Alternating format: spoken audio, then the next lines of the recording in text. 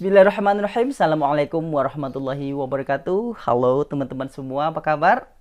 Ya, Alhamdulillah senang sekali rasanya masih bisa menyapa teman-teman semua dan sekaligus berbagi sedikit pengetahuan yang kami miliki. Selamat datang di channel kita, Melek Tekno 20.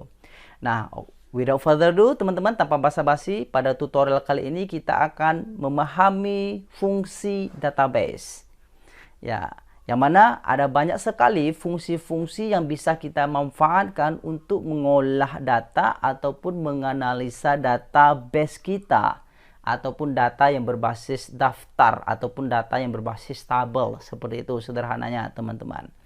Mulai dari fungsi deaverage, fungsi dget, fungsi dcount, sampai nanti fungsi dstandardef. Insya Allah akan kita bahas satu persatu teman-teman semua.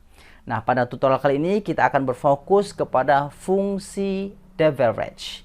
Ya, yang mana fungsi deaverage ini bisa kita gunakan untuk mencari rata-rata. Oke, mencari nilai rata-rata berdasarkan kriteria yang kita inginkan. Sesuai dengan namanya deaverage, yang merupakan pengembangan dari kata average, rata-rata. Nah, dalam hal ini kita akan mencari rata-rata gaji karyawan Melek Tekno berdasarkan pendidikannya. Nah, kriterianya adalah berdasarkan pendidikan. Nah, disinilah keunggulan fungsi deaverage itu. Kita bisa cari nilai rata-ratanya berdasarkan kriteria yang kita inginkan. Seperti itu, teman-teman. Baik, langsung saja kita masuk kepada caranya, langkah-langkahnya sama dengan deaverage. Ya. Nah, ini adalah sintaks yang akan kita isi. Ada 3 untuk semua fungsi database ini, teman-teman. Ada 3 sintaks yang harus kita isi. Pertama adalah database. Kita blok database kita ataupun data induk kita. Nah, ini adalah sumber data kita. Sudah kita blok ya, teman-teman. Kemudian titik koma. Nah, kita isi dengan field. Field adalah judul kolom data yang akan kita analisa.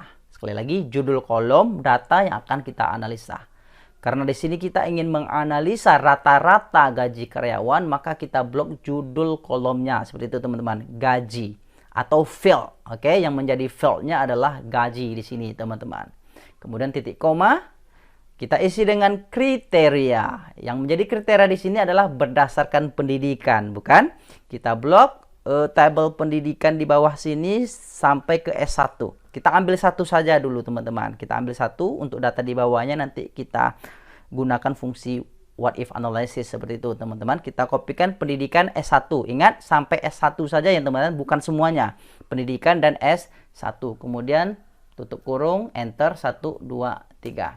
Nah, rata-rata gaji karyawan Melek Tekno yang pendidikannya adalah S2 adalah sebesar 9 juta. Silakan teman-teman uji sendiri, hitung sendiri. Insya Allah ini hasilnya akurat seperti itu, teman-teman.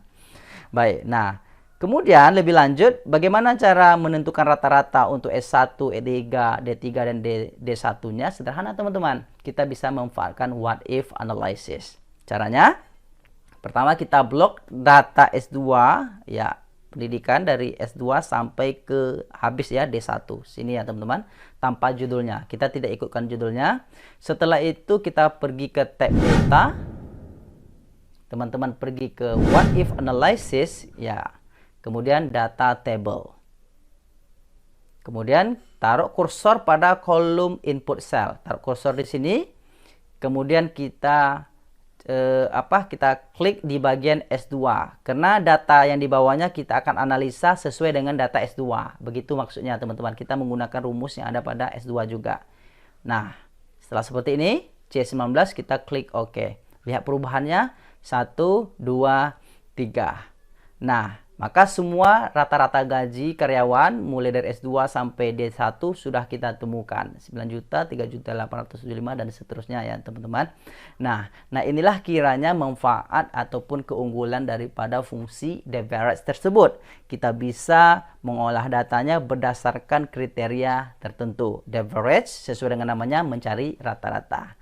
Nah, sebenarnya teman-teman untuk fungsi database yang lain, mulai dari fungsi dget sampai standardef itu konsepnya sama, tapi dia mempunyai fungsi yang berbeda. Seperti itu ya, teman-teman. Deaverage untuk mencari rata-rata. Dget untuk apa pula? Nah, insya Allah akan kita bahas pada tutorial setelah ini berikutnya. Terima kasih teman-teman, semoga teman-teman suka. Silahkan di subscribe dan juga share kepada teman-teman kita yang lain. Berikan komentarnya ya teman-teman. Thank you very much for watching. See you in the next video. Assalamualaikum warahmatullahi wabarakatuh. Nah.